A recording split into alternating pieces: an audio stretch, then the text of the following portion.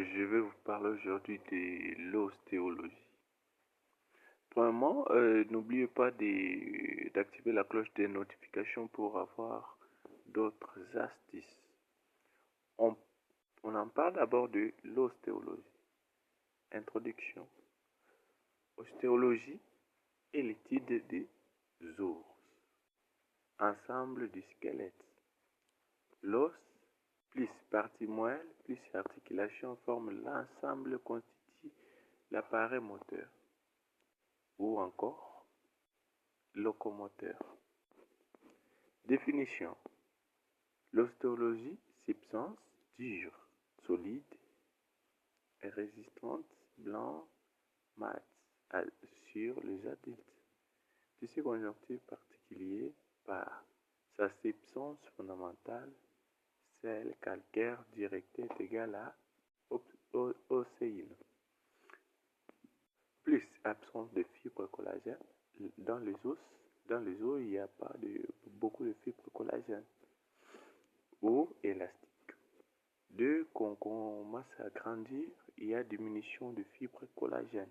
C'est pour cela que vous allez voir fracture pour un enfant et pour un adulte, ça se diffère.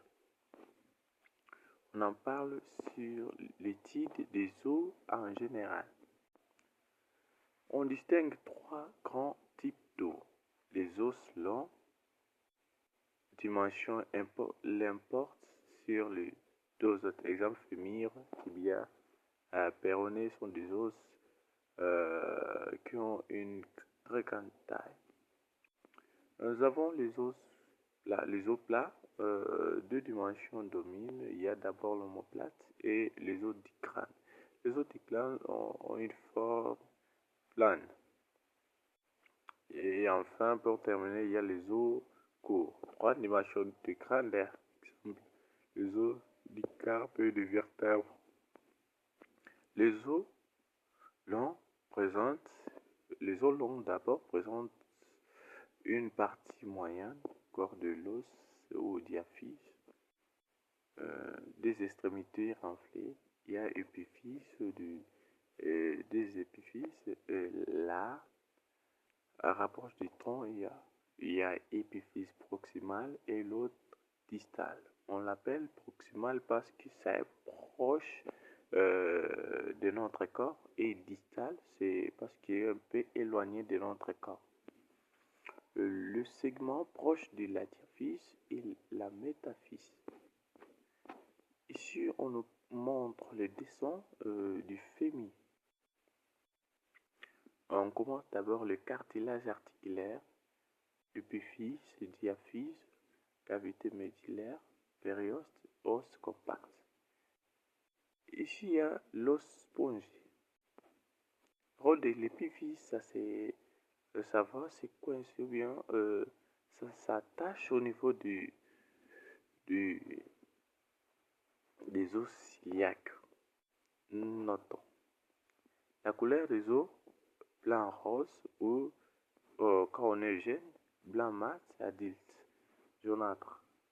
Dans les os contenant des couleurs blanc rose, là il y a beaucoup de fibres collagène. C'est pour cela que vous allez voir un enfant lorsqu'il se fracture, les fractures ne durent pas longtemps. Présent sur la surface des os et saillies, dépression et orifice. Saillies est leur forme, dimension variable, tubérosité, apophyse et tubercule. Épine, crête, ligne, cavité ou encore croûtière. Ici, on en parle d'abord composition chimique des os. Substance osseuse est égale à océine plus sels minéraux. Sels minéraux plus océine, ça forme substance osseuse. L'influence de l'acide chlorhydrique. L'acide chlorhydrique aussi influence la formation des os.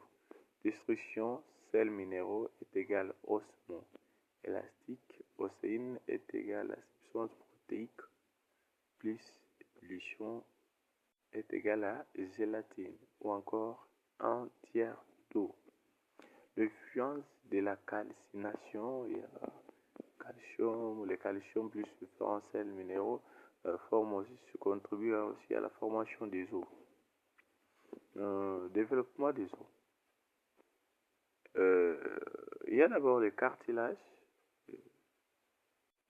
L'os spongieux, c'est comme l'éponge à l'intérieur. Quand vous êtes en train de faire la dissection sur les animaux, vous allez voir qu'il y a une partie des os qui contient des substances comme des éponges comme ça. C'est comme ça qu'on appelle les os spongieux.